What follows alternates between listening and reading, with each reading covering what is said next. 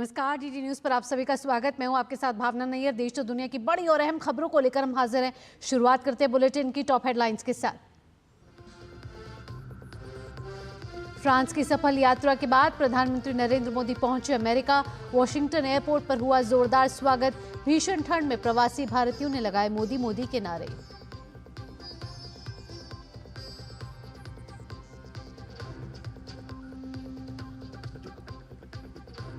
प्रधानमंत्री नरेंद्र मोदी और अमेरिकी राष्ट्रपति डोनाल्ड ट्रंप के बीच आज वॉशिंगटन में होगी मुलाकात। पीएम मोदी ने जताई दोनों देशों के बीच व्यापक वैश्विक रणनीतिक साझेदारी की उम्मीद।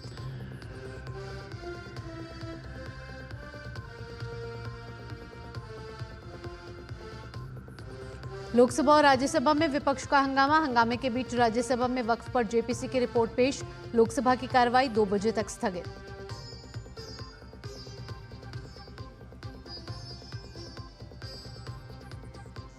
आज लोकसभा में पेश होगा नया आयकर विधेयक। इनकम टैक्स कानूनों को आसान बनाना है बिल का उद्देश्य।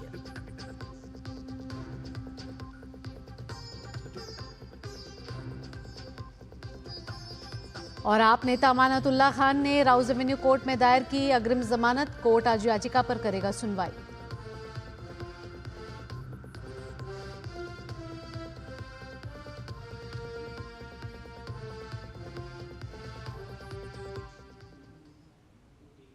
अब खबरें विस्तार से और शुरुआत करते हैं संसद के बजट सत्र से जुड़ी हुई। संसद की कार्रवाई आज हंगामे के साथ शुरू हुई। लोकसभा में विपक्ष के हंगामे के चलते कार्यवाही 2 बजे तक स्थगित करनी पड़ी। विपक्ष के इस व्यवहार पर लोकसभा अध्यक्ष ने कहा कि प्रश्नकाल का समय सिर्फ प्रश्न उत्तर के लिए है। साथ ही सदन में नारेबाजी कर रहे कांग्रेस सदस्यों से कहा कि उनकी पार्टी ने देश में लंबे समय शासन किया और अब वे नियोजित तरीके से हंगामा करके सदस्यों का अधिकार छीनना चाहते हैं। वहीं राज्यसभा में हंगामे के बीच वक्फ संशोधन विधेयक पर जेपीसी की रिपोर्ट पेश की गई। हंगामे के चलते उच्च सदन की कार्यवाही को 11:20 तक के लिए स्थगित किया गया था। कार्यवाही फिर शुरू होने पर शून्यकाल के दौरान सभापति की अनुमति से जेपीसी पर सांसदों ने अपने विचार रखे। इस दौरान भी विपक्षी सांसदों ने हंगामा किया। आपको बता दें कि वक्फ पर जेपीसी की रिपोर्ट सुबह सदन की कार्रवाई आरंभ होने की कुछ ही देर बाद भारतीय जनता पार्टी की मेधा विश्राम कुलकर्णी ने समिति की रिपोर्ट सदन में पेश की थी। रिपोर्ट पेश होते ही कांग्रेस, तृणमूल कांग्रेस, समाजवादी पार्टी और वामपंथी दल सहित कुछ अन्य दलों के सदस्यों ने हंगामा शुरू कर दिया। हंगामा कर रहे सदस्य आसन के निकट आ गए और नारेबाजी करने लगे। तो आपको बता दें कि संसद के बजट सत्र के पहले भाग का आज अंतिम दिन है। उससे पहले दोनों ही सदनों में वक्फ संशोधन बिल पर जेपीसी की रिपोर्ट पेश की गई। लोकसभा और राज्यसभा दोनों में विपक्ष का हंगामा हुआ। लोकसभा की कार्यवाही 2 बजे तक के लिए स्थगित कर गई और उससे पहले राज्यसभा की कार्यवाही 11:20 तक के लिए स्थगित कर दी गई थी, जिसके बाद अभी कार्यवाही जारी है। और संसद से हमारे साथ हमारे संवाददाता ऋषि कुमार जुड़ गए हैं। ऋषि का सीधा रुख करेंगे। ऋषि, आपसे पूछना चाहेंगे और उससे पहले राज्यसभा की कार्यवाही की ओर चलेंगे, जहां जेपी नड्डा इस समय वक्तव्य दे रहे हैं और वो नियम बताते हुए कि किसी भी चीज का डिलीशन हो सकता है, फिर भी कुछ नहीं डिलीट किया गया। विपक्ष ने बहुत गैर जिम्मेदाराना व्यवहार किया है और इसकी निंदा होनी चाहिए। और ये तुष्टीकरण की राजनीति है। This is a politics of appeasement. ये देश को कमजोर करने के लिए, जॉन बेटा, ये क्वेश्चन आवर जरूर है, लेकिन क्वेश्चन आवर में सबसे बड़ा क्वेश्चन ये है कि कुछ लोग देश को तोड़ने की साजिश करते हैं। कुछ लोग, some people are trying to fight against the Indian state. Bharat देश के खिलाफ लड़ रहे हैं। इसलिए यह विपक्ष की आज का वॉकआउट होना, यह ऑन रिकॉर्ड आना चाहिए कि यह देशद्रोही गतिविधियों को प्रोत्साहन देने का एक माध्यम है और उसका एक्सप्रेशन है। और कांग्रेस पार्टी और विपक्ष आज देश के जो लोग खंडित करना चाहते हैं, देश को कमजोर करना चाहते हैं, उनके हाथ मजबूत करने का काम कर रही है, तो विपक्ष कर रही है। माननीय सदस्यगण, एक second, I will call you. माननीय सदस्यगण, जब भी देश में कोई बड़ा बदलाव आता है और बदलाव जनता चाहती है और एक समस्या का समाधान चाहती है, तो इस प्रकार का घटनाक्रम देखने को मिलता है। मैं साक्षी हूं, मैं 9th लोकसभा का सदस्य था।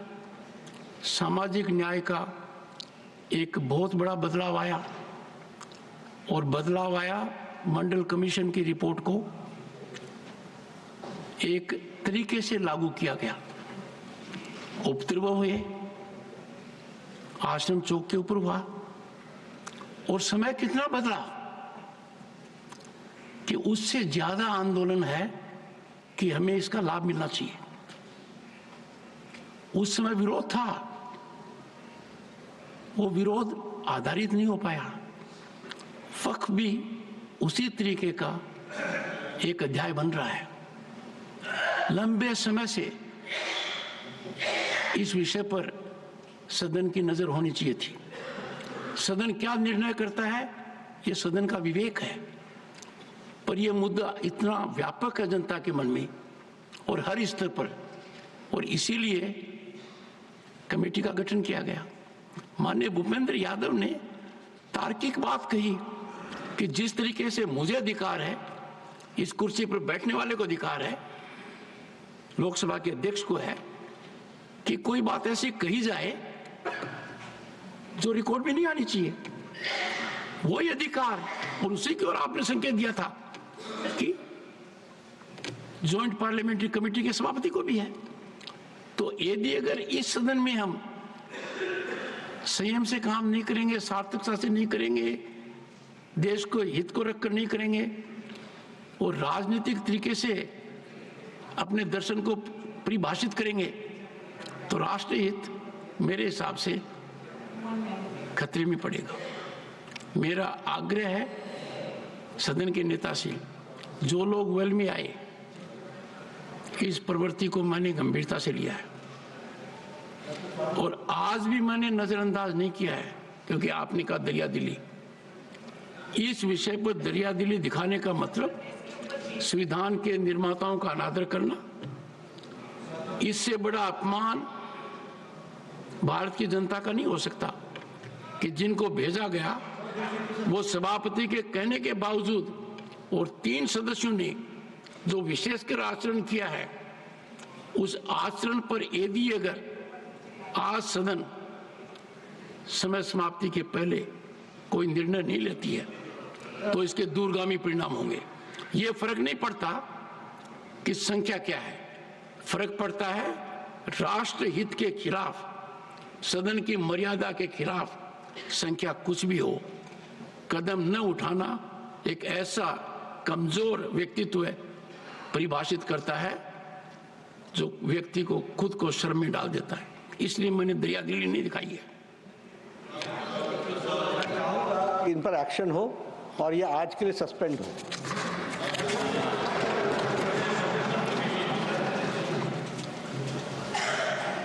मैं मानकर चलता हूं कि इस विषय के ऊपर during course of the day जो कदम विधिमत उठाने चाहिए, उसी तरीके से संपादित हो। इसकी शुरुआत कैसे होती है, इसकी जानकारी सभी को है। I now allow doctor John Brittas to ask his supplementary number 1. Thank you, sir. I have returned after my walkout. Let me register here. Sir, I need your protection, sir.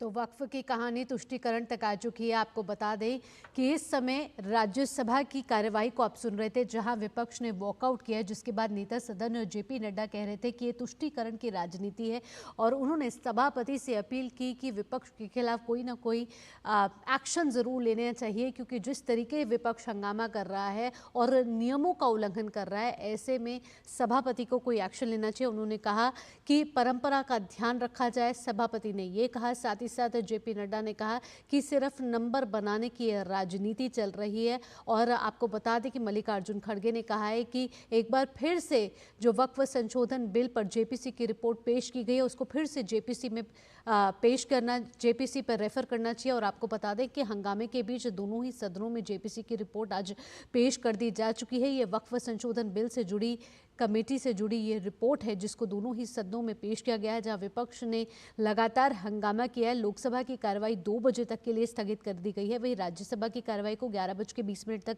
पहले स्थगित किया गया था, जिसके बाद राज्यसभा की कार्रवाई जारी है। लेकिन विपक्ष जो है वॉकआउट कर चुका है, जिस पर नेता सदन जेपी नड्डा ने कड़ा रुख अपनाते हुए विपक्ष पर करारा हमला बोला है। और आपको बता दें कि इस वक्त की बड़ी खबर का रुख कर लेते हैं। राज्यसभा में विपक्ष का हंगामा हुआ है और राज्यसभा में प्रश्नकाल के दौरान विपक्ष ने हंगामा किया है। विपक्ष का व्यवहार गैर जिम्मेदाराना है, ये कहना है नेता सदन जेपी नड्डा का। उन्होंने कहा है कि कुछ लोग देश को तोड़ने की कोशिश कर रहे हैं। तो आपको बता दें कि राज्यसभा में विपक्ष का हंगामा हुआ है, जिस पर जेपी नड्डा ने कहा है करारा हमला बोलते हुए विपक्ष पर कि उनका जो ये रवैया है वो गैर जिम्मेदाराना है। केंद्रीय मंत्री जेपी नड्डा ने विपक्ष पर एक्शन की मांग की है सभापति से। वहीं खड़गे का आरोप है कि जेपीसी की जो रिपोर्ट है वो फर्जी है। और उन्होंने बताया, जेपी नड्डा बार बार कह रहे हैं कि मुझे दुख है ये बताते हुए कि आपको बारंबार निवेदन के बाद राष्ट्रपति का संदेश भी हुआ, धन्यवाद प्रस्ताव पर चर्चा भी हुई, लेकिन अब जो है ये जो राजनीति है वो तुष्टीकरण पे आ चुकी है, जिस तरीके से विपक्ष का रवैया चल रहा है। संसद से हमारे साथ हमारे संवाददाता ऋषि कुमार इस समय जुड़ गए हैं, सीधा रुख करेंगे ऋषि का। ऋषि, आज हम सुबह से ही देख रहे हैं कि 2 मुख्य गतिविधियां जो संसद में होनी थी, एक आयकर बिल जो है वो आना था और एक जेपीसी की रिपोर्ट जो है वो पेश होनी थी। हंगामे के बीच जेपीसी की रिपोर्ट पेश कर दी गई है। जितनी बार जेपीसी की बैठकें हुई हैं, हितधारकों और विपक्ष के सदस्यों को उसमें रखा गया है, उनसे सलाह मशवरा लिया गया है, लेकिन उसके बावजूद आज जब ये रिपोर्ट पेश की गई, इसके बाद भी विपक्ष का हंगामा लगातार जारी है। आज भी विपक्ष कह रहा है कि फिर से इसे जेपीसी में भेज दीजिए। तो क्या ये सभापति भी कह रहे हैं, लोकसभा अध्यक्ष भी कह रहे हैं, बार बार अपील सांसदों से कर रहे हैं कि प्रश्नकाल को चलने दीजिए, संसद को चलने दीजिए, और आज तो संसद के पहले भाग का आखिरी दिन है। तो ऐसे में संसद की प्रोडक्टिविटी, उत्पादकता पर फर्क पड़ता है। और इतने समय मंथन के बाद भी आज भी विपक्ष का यह हमला।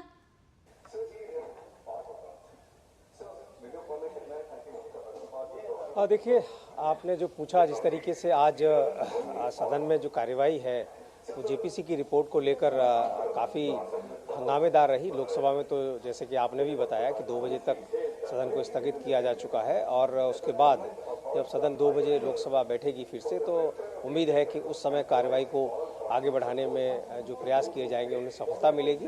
लेकिन इतना ज़रूर है कि जो इनकम टैक्स से संबंधित विधेयक है उसको सरकार लाने की पुरजोर कोशिश करेगी और वो आज सदन के पटल पर रखा जा सकता है। दूसरा, राज्यसभा की अगर हम बात करें, राज्यसभा में जो गहमा गहमी देखने को मिली जेपीसी को लेकर, उसमें आरोप प्रत्यारोप तो रही, लेकिन सरकार की तरफ से जब स्पष्ट किया गया संसदीय कार्य मंत्री और जो अल्पसंख्यक मामलों के जो मंत्री हैं उनके द्वारा कि इसमें किसी भी तरीके का कोई डिलीशन नहीं है, जितने भी डिसेंट है वो शामिल किए गए हैं। इसी पर जो विपक्ष के सांसद हैं वो आरोप लगाते हुए दिखे कि इस मामले में स्थिति सही नहीं है और वो जो कह रहे हैं उनके डिसेंट नोट को शामिल नहीं किया गया है। तो ऐसे में मसला ये बनता है कि कौन सही कह रहा है। ऐसे में जो सभापति हैं उन्होंने भी साफ कहा कि सरकार ने कई बिंदुओं पर स्पष्टीकरण दिया है। एक तो ये कि जो चेयरमैन है उनके अधिकार क्या है, इसको लेकर अगर उनके पास ये अधिकार है कि कौन कौन सी चीज़ें रिपोर्ट में शामिल हों और कौन कौन सी नहीं हो, इसको लेकर भी नियम बताया गया। भूपेंद्र यादव जो केंद्रीय मंत्री, उन्होंने साफ कहा कि चेयरमैन जो जेपीसी के चेयरमैन हैं उन्हें क्या क्या अधिकार हैं, और अगर कोई वक्तव्य या रिपोर्ट का हिस्सा इनएप्रोप्रिएट है और अमर्यादित है या फिर वो संसदीय परंपराओं के अनुरूप नहीं है, तो वो जो रिपोर्ट है उसका हिस्सा नहीं हो सकता। ये अधिकार चेयरमैन का है। तो ऐसे में जो प्रक्रिया है उसका फॉलो किया गया है। इसके बावजूद भी तमाम बातें हुई, जो विपक्ष ने जिस तरीके से वॉकआउट किया, हालांकि सभापति ने कोशिश की कि सभी को मौका देकर वो अपना पक्ष रखें ताकि सदन को सुचारू रूप से चलाया जा सके, लेकिन कुछ सफलता इस मामले में मिली। लेकिन अंत में जब विपक्ष ने वॉकआउट किया तब सरकार की तरफ से भी प्रतिक्रिया, तीखी प्रतिक्रिया आई कि ये देश को तोड़ने की साजिश का एक हिस्सा माना जाना चाहिए, क्योंकि इस तरीके से वॉकआउट करना विपक्ष की एक रणनीति का हिस्सा है। तो ये कुल मिलाकर स्थिति रही है। प्रश्नकाल अभी चल रहा है। प्रश्नकाल के दौरान हमने देखा है कि कुछ विपक्ष के सांसद वापस आकर सवाल पूछने लग गए हैं। हालांकि उन्होंने भी वॉकआउट किया था, खासतौर से जैसे अभी सीपीएम के सांसद जॉन ब्रिटास ने सवाल पूछा। तो अब वस्तुस्थिति ये है कि राज्यसभा में कार्यवाही चल रही है और प्रश्नकाल भी चल रहा है। जी, अब 2 बजे के बाद कार्रवाई लोकसभा में शुरू होगी। नया आयकर बिल आना है, ऐसे में सरलता करने की कोशिश की जा रही है। जिस तरीके से जटिल प्रणाली है अभी कर प्रणाली की, और साथ ही साथ शब्दावली में भी सुधार करने की कोशिश कर रही है। कितना महत्वपूर्ण है ये नया आयकर बिल, क्योंकि जब से बजट की घोषणा वित्त मंत्री निर्मला सीतारमण ने की थी, तब से कयास लगाए जा रहे थे कि संसद के पहले भाग में, यानी जिसका आज अंतिम निर्णय, उससे पहले नया आयकर बिल पेश कर दिया जाएगा। बिल्कुल, सरकार ने अपना जो कमिटमेंट है, मुझे लगता है आज वो पूरा हो जाएगा। आखिरी दिन भले ही हो, लेकिन सरकार इसको सदन के पटल पर लोकसभा में रख देगी। और इसके कई मायने होंगे, क्योंकि सरकार ने साफ कहा है कि जो इनकम टैक्स बिल है वो बहुत पुराना है और उसमें तमाम संशोधन हुए हैं। दूसरी बात, उसके इतने कॉम्प्लिकेशंस है कि एक आम आदमी को उसको समझ पाना बड़ा मुश्किल होता है। और इसी वजह से हमने देखा है कि लोगों को इनकम टैक्स रिटर्न फाइल करने के लिए, हालांकि पहले बहुत कोशिशें हुई हैं उसको सरलीकरण की, लेकिन अब सरकार चाहती है कि आम इंसान बिना किसी वकील के इस इनकम टैक्स बिल के माध्यम से अपने इनकम टैक्स को न सिर्फ समझे, बल्कि उसको दायर करने में भी उनको आसानी हो। देखना होगा क्या क्या प्रावधान रहेंगे। हालांकि सरकार ने इनकम टैक्स की जो लिमिट है उसको बढ़ाकर एक नया संकेत भी दिया है कि 12 लाख तक की इनकम और 12,75,000 तक जो कि बैठती है छूट के साथ, उनको इनकम टैक्स के दायरे से बाहर कर दिया गया है, यानी कि उनको इनकम टैक्स नहीं देना है। तो इस पृष्ठभूमि में इस बिल का आना बेहद महत्वपूर्ण है और देश में जो इनकम टैक्स से संबंधित जो आयकर दाता हैं उनके लिए आज का जो विधेयक है बेहद महत्वपूर्ण होगा। जी ऋषि, चलिए, तमाम जानकारियों के साथ आपका बहुत बहुत धन्यवाद। तो हमारे संवाददाता ऋषि इस समय बता रहे थे कि लोकसभा की कार्रवाई 2 बजे तक के लिए स्थगित है, जिसके बाद नया आयकर बिल लोकसभा में पेश किया जाएगा। और इस बीच दोनों ही सदनों में वक्फ संशोधन बिल से जुड़ी जेपीसी की रिपोर्ट जो है वो पेश कर दी जा चुकी है। हंगामा हुआ है ज़रूर, लेकिन और विपक्ष ने वॉकआउट भी किया, लेकिन नेता सदन जेपी नड्डा ने कहा है कि विपक्ष का ये रवैया गैर जिम्मेदाराना है। बुलेटिन में वक्त हो चला एक छोटे से ब्रेक का। ब्रेक के बाद बात होगी प्रधानमंत्री नरेंद्र मोदी की अमेरिका दौरे से जुड़ी हुई।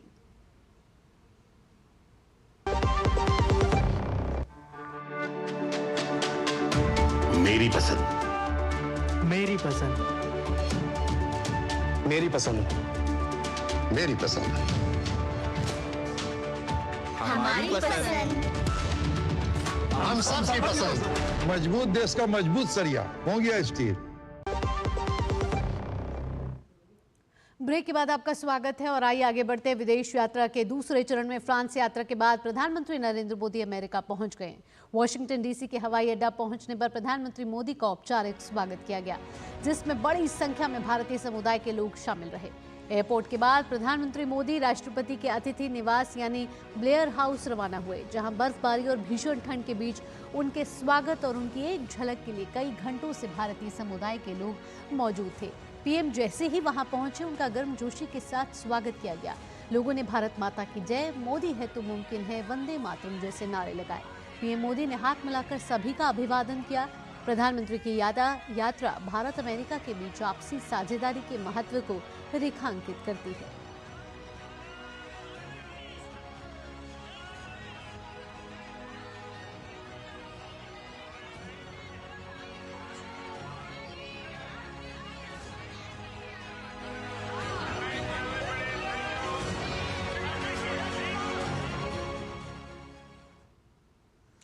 प्रधानमंत्री मोदी की यात्रा व्यापार के लिहाज से भी बेहद महत्वपूर्ण मानी जा रही है। पीएम मोदी अमेरिका में व्यापार जगत की हस्तियों के साथ मुलाकात करेंगे, साथ ही भारतीय समुदाय के सदस्यों से भी बातचीत करेंगे। भारतीय समुदाय में प्रधानमंत्री मोदी को लेकर जबरदस्त क्रेज है। वो प्रधानमंत्री के एक अभिवादन से ही खुद को इतना गदगद महसूस कर रहे हैं। तस्वीरें ये साफ बयां कर रही हैं। जैसे ही प्रधानमंत्री नरेंद्र मोदी वॉशिंगटन पहुंचे, भारतीय समुदाय ने उनका जोरदार स्वागत किया और प्रधानमंत्री नरेंद्र मोदी ने भी सभी को हाथ हिलाकर, उनसे हाथ मिलाकर उनका अभिवादन स्वीकार किया। आज प्रधानमंत्री नरेंद्र मोदी जो है अमेरिकी राष्ट्रपति डोनाल्ड ट्रंप के साथ द्विपक्षीय मुलाकात करेंगे। सबका मन गदगद हो गया उनको देख के और उनकी मुस्कुराहट देख के। सबसे एक एक आदमी से हाथ मिला के गए, बाहर निकल के अपने भी बारिश में आए भीगते हुए और सबके साथ हाथ मिलाते हुए और हाथ हिलाते हुए गए हैं। हमें उससे मिलकर बहुत बहुत खुशी हुई।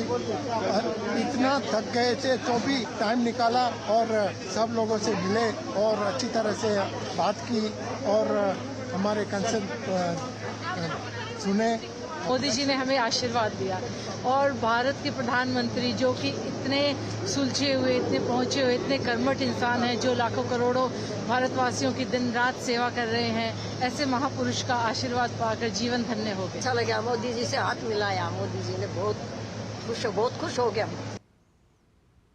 तुलसी गबार्ड ने अमेरिका के राष्ट्रीय खुफिया निदेशक के पद की शपथ ली है। उन्होंने प्रधानमंत्री नरेंद्र मोदी से भी मुलाकात की है। एक दिन पहले गबार्ड ने पद की शपथ ली है। गबार्ड के पास अमेरिका के 18 विभिन्न खुफिया एजेंसियों की देखरेख और समन्वय का जिम्मा है। तुलसी गबार्ड पूर्व सैन्य कर्मी हैं और डेमोक्रेटिक पार्टी से कांग्रेस की सदस्य रह चुकी हैं। राष्ट्रीय खुफिया निदेशक का कार्यालय 11 सितंबर 2001 के आतंकवादी हमलों के दौरान सामने आई खुफिया विफलताओं से निपटने के लिए स्थापित किया गया था। परीक्षा पे चर्चा का तीसरा एपिसोड आज रिलीज हुआ है। ये एपिसोड टेक्नोलॉजी पर आधारित है। इसमें टेक्निकल गुरुजी यानी कि गौरव चौधरी और एडलवाइज म्यूचुअल फंड की एमडी और सीईओ राधिका गुप्ता ने स्टूडेंट से इस अहम विषय पर बातचीत करते हुए उन्हें ज़रूरी टिप्स दिए।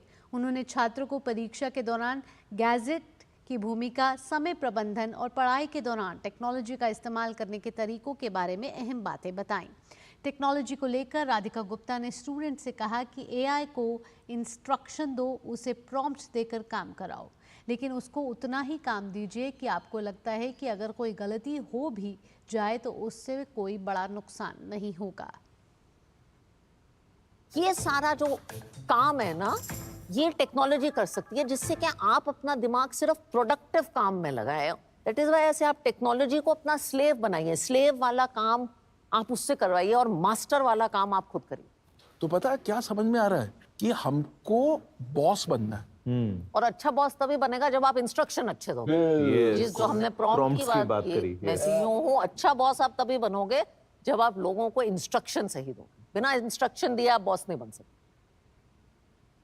परीक्षा पर चर्चा प्रोग्राम में बातचीत करते हुए टेक्निकल गुरुजी ने कहा कि टेक्नोलॉजी हमारी लाइफ को बहुत आसान बनाती है, मगर हमें उस पर डिपेंड नहीं होना चाहिए। उन्होंने एआई के जरिए अपनी पढ़ाई को इंटरेस्टिंग बनाने का तरीका भी बताया। टेक्नोलॉजी की मदद से आप अपनी टू डू लिस्ट क्रिएट कर सकते हैं और अपनी प्रोग्रेस को ट्रैक कर सकते हैं। और तीसरा जो है मैं थोड़ा लाइट रखूंगा, वो ये कि टेक्नोलॉजी से आप थोड़ा सा एंटरटेनमेंट भी ले सकते हैं।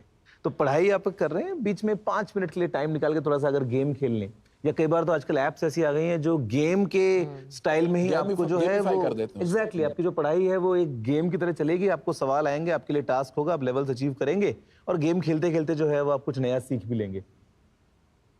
बढ़ते आगे, काशी तमिल संगमम 3.0 का आयोजन आगामी 15 से 24 फरवरी तक होगा।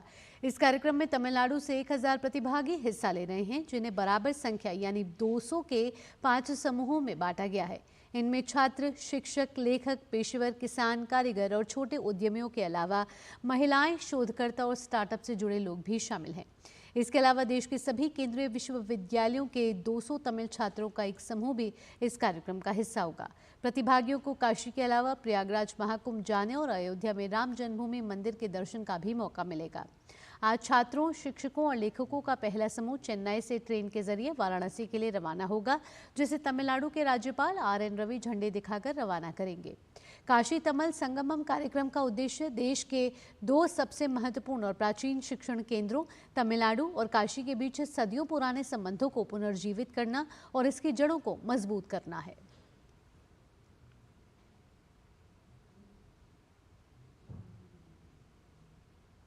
इसी के साथ इस बुलेटिन में इतना ही। देश और दुनिया की बाकी अहम खबरों के लिए आप जुड़े रहिए डीडी न्यूज़ के साथ। मुझे दीजिए अनुमति। नमस्कार।